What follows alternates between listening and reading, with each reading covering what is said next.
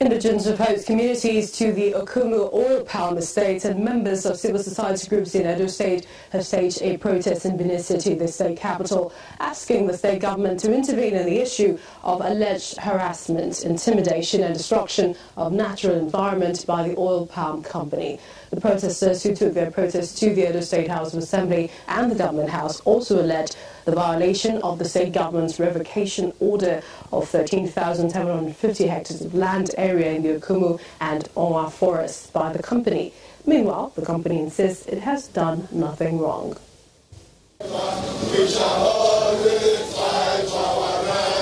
Leaders of various civil society groups under the aegis of Stakeholders Coalition for the Protection of the Environment and indigents of the host communities of the oil palm estates of the Okomu Oil Palm Company on a peaceful protest around the King Square in Benin City, the Edo State capital.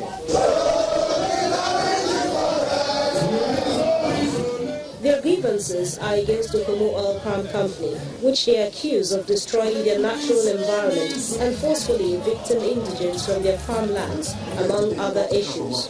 When I say power, you say community. Power!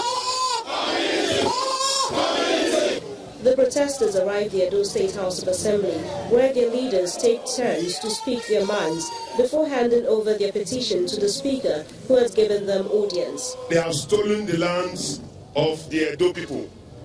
They have eaten deep into over 5 local governments and several communities have made the ordinary farmers become beggars in their own father's land. A land of 13,750 hectares. Oh! The result by former Edo State Governor Adams Oshomole. Over 20 bulldozers are bulldozing community farmland. You have it in petition, you have the Gazette to support us and all. I can tell you that next week we'll make sure this matter is taken and we'll start going through the usual processes. From the State House of Assembly, the group makes a brief stop at the Government House, where they echo their messages through inscriptions and music.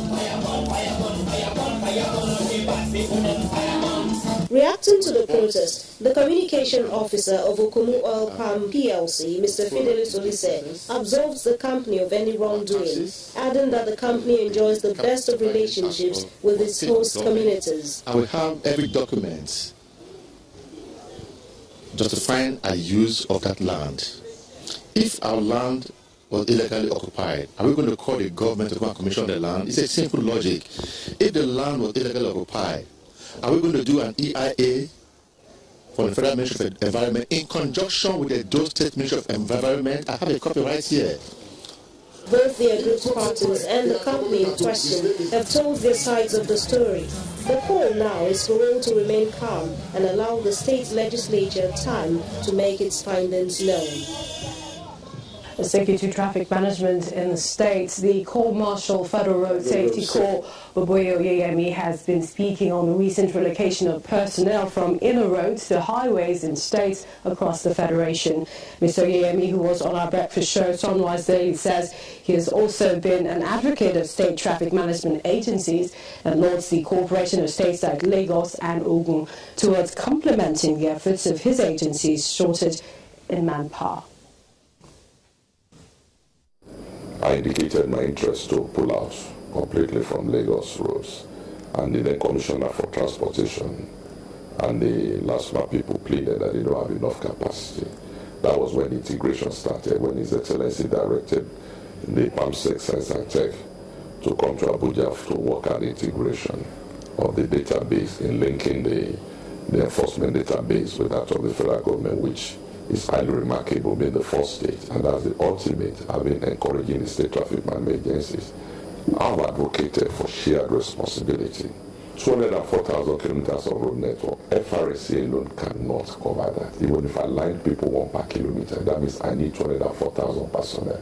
The policy evolution was that we encourage the states to set up the state traffic management agencies, then a shift from the urban traffic management to the highways. That's the policy thrust. And Lagos State started this with LASMA, followed by Ogun, Trace. The last count we have 16 states.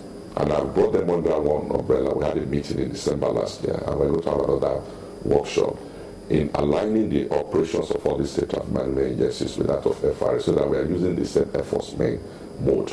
Then we have the same database, so that if LASMA arrests somebody for dangerous driving, it goes into the national database. So that if the man travels again to Sokoto, it will show with the penalty point system. So by the time you accumulate 21 points, and Lagos has started this.